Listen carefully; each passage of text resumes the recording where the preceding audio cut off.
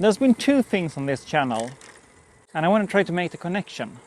There's been the playground on one hand, and then there's been the spaceship builds. And these might seem quite separate from each other. I would argue they are not.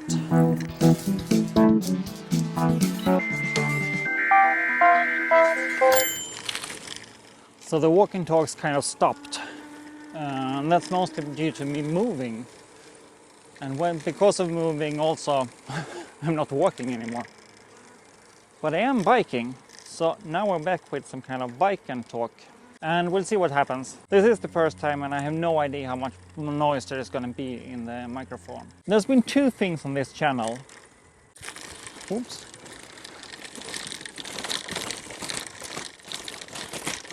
Okay. Recently there's been two things on this channel and I want to try to make the connection. There's been the playground on one hand and then there's been the spaceship builds. Both of them are in a way about computer gaming, or at least they are about digitally enhanced games.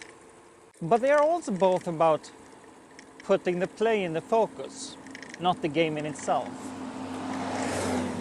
They're not about game rules.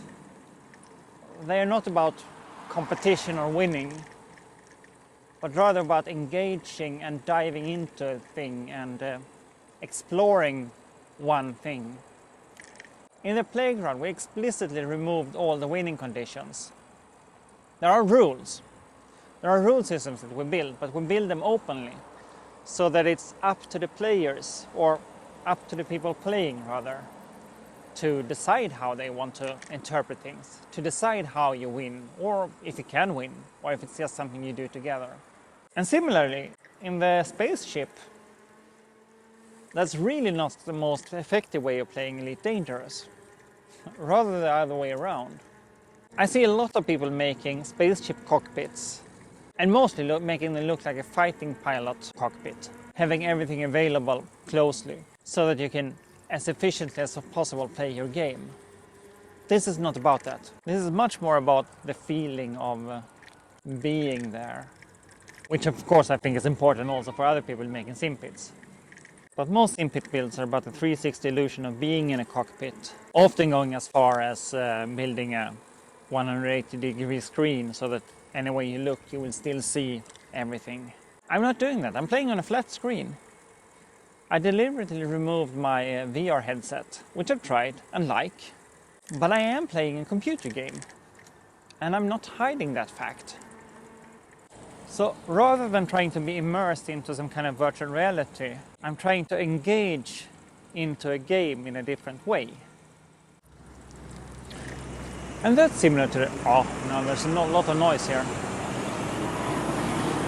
Let's see if this works. I'm gonna let that one drive off. And I see a similarity here between that cockpit and the playground.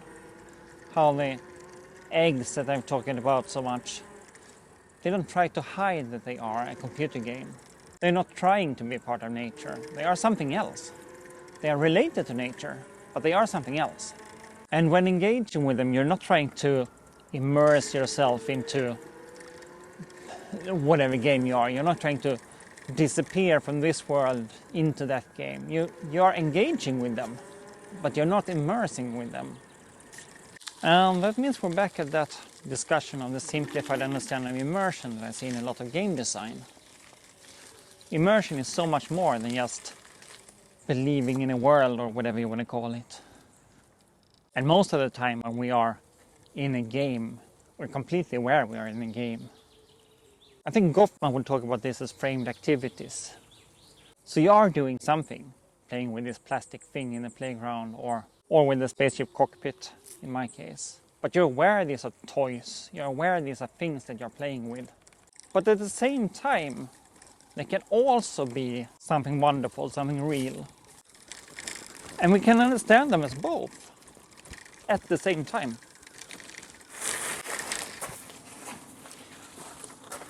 And for me, this is part of the beautiful thing that is human imagination, which in the end is what this comes down to.